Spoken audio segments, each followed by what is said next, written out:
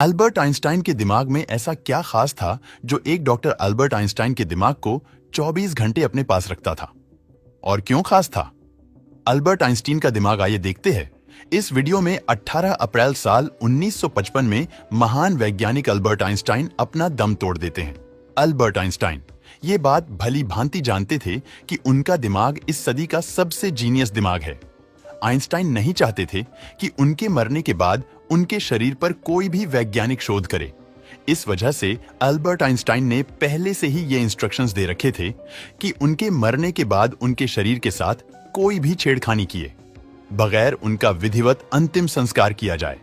लेकिन जिस बात का अल्बर्ट आइंस्टाइन को डर था वही हुआ आइंस्टाइन के देहांत के बाद। प्रिंसटन हॉस्पिटल के चीफ पैथोलॉजिस्ट थॉमस हार्वी को यह जिम्मेदारी सौंपी गई कि वो अल्बर्ट आइंस्टाइन के मृत शरीर की ऑटोप्सी करके यह पता लगाए कि आइंस्टाइन का निधन कैसे हुआ। लेकिन डॉक्टर हार्वी के दिमाग में आइंस्टाइन की ऑटोप्सी करने के अलावा कुछ और ही चल रहा था। डॉक्टर हार्वी को लग रहा था कि आइंस्टाइन के दिमाग में कुछ तो ऐसा सीक्रेट है जिसकी वजह से आइंस्टाइन एक नॉर्मल नहीं बल्कि एक जीनियस व्यक्ति है। आइंस्टाइन के दिमाग का सीक्रेट जानने के लिए हार्वी ने आइंस्टाइन के शरीर से उनके दिमाग को निकालकर उसे चुरा लिया। जब बाद में प्रिंसटन हॉस्पिटल को डॉक्टर हार्वी की इस हरकत का पता चला तो उन्हें जॉब से निकाल दिया गया और उनके मेडिकल लाइसेंस को भी रद्द कर दिया गया। फिर बाद में डॉक्टर हार्वी ने अल्बर्ट आइंस्टीन के बेटे हांस अल्बर्ट से आइंस्टाइन के दिमाग पर शोध करने के लिए कानूनी तौर पर अनुमति मांगी। डॉक्टर हार्वी अल्बर्ट आइंस्टाइन के ब्रेन को हमेशा अपने साथ रखते थे। डॉक्टर हार्वी ने अल्बर्ट आइंस्टाइन के ब्रेन के बहुत सारे फोटोग्राफ्स लिए। उन्होंने आइंस्टाइन के ब्रेन के 240 टुकड़े करके उन्हें अलग अलग जार में प्रिजर्व किया। साल दर साल गुजरते जा रहे थे। डॉक्टर हार्वे को आइंस्टाइन के ब्रेन के बारे में कुछ समझ ही नहीं आ रहा था। फिर उन्होंने डिसाइड किया कि वो आइंस्टाइन के ब्रेन के अलग अलग हिस्सों को दुनिया के जाने माने न्यूरोपैथोलॉजिस्ट को भेजेंगे और उन्होंने ऐसा ही किया। और 30 सालों के बाद पहली बार साल 1985 में आइंस्टाइन के दिमाग पर कोई स्टडी पब्लिश की गई रिसर्च में पता चला कि आइंस्टाइन के दिमाग का एक हिस्सा जिसे कॉर्पस कैलोसम बोला जाता है वो आम इंसानों के दिमाग से ज्यादा बड़ा था। दरअसल इंसानी दिमाग दो अलग अलग हिस्सों में बटा होता है और दिमाग के दोनों हिस्सों का अलग अलग काम होता है, जैसे कि लेफ्ट ब्रेन बोलने, समझने और मैथमेटिकल कैलकुलेशन करने इत्यादि में काम करता है। वहीं राइट ब्रेन लॉजिकल चीजों को देखता है, जैसे कि क्रिएटिविटी, अलग अलग शेप्स को पहचानना इत्यादि। दिमाग के इन दोनों हिस्सों को जोड़ने का काम एक ब्रिज का होता है जिसे कॉर्पस कैलोसम बोला जाता है। और जितना बड़ा कॉर्पस कैलोसम होगा उतना ही ज्यादा लेफ्ट और राइट ब्रेन के बीच में इंफॉर्मेशन का आदान प्रदान होगा और ब्रेन ज्यादा एफिशिएंट तरीके से काम करेगा। अल्बर्ट आइंस्टाइन का कॉर्पस कैलोसम बड़ा होने की वजह से आइंस्टाइन एक ही समय में कठिन से कठिन प्रॉब्लम और परिस्थितियों को इमेजिन कर सकते थे।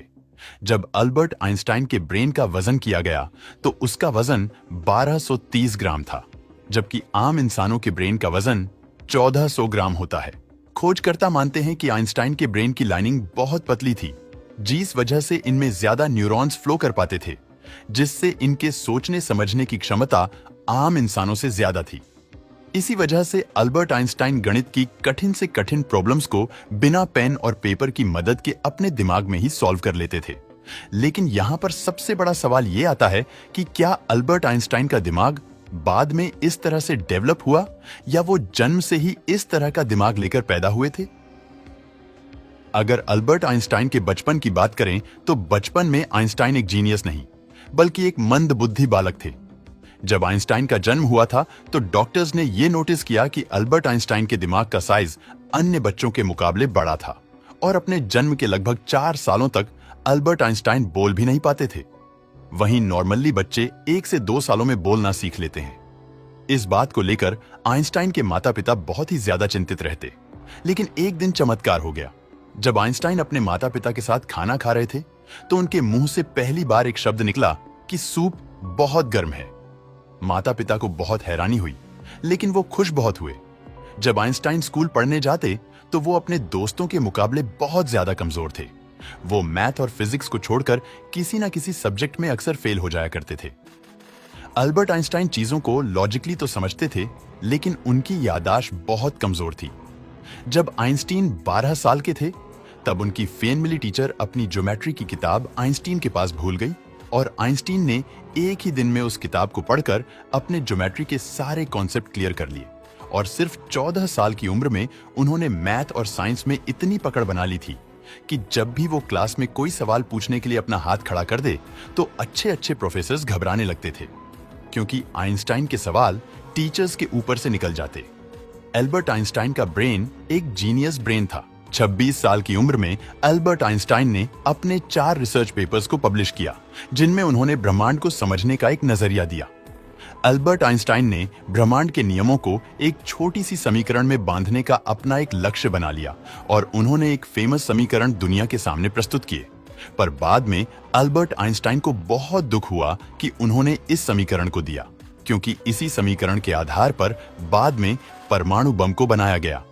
एल्बर्ट आइंस्टाइन ने दुनिया को फोटो इलेक्ट्रिक इफेक्ट भी दिया, जिसके लिए उन्हें नोबेल पुरस्कार से नवाजा गया।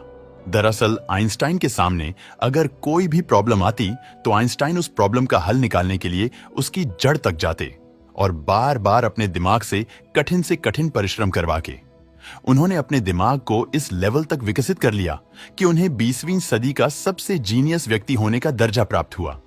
एल्बर्ट आइंस्टाइन का जीनियस दिमाग आज भी अमेरिका के दी मटर म्यूजियम में प्रिजर्व करके रखा गया है। दोस्तों, वीडियो पसंद आया हो तो लाइक और शेयर करें।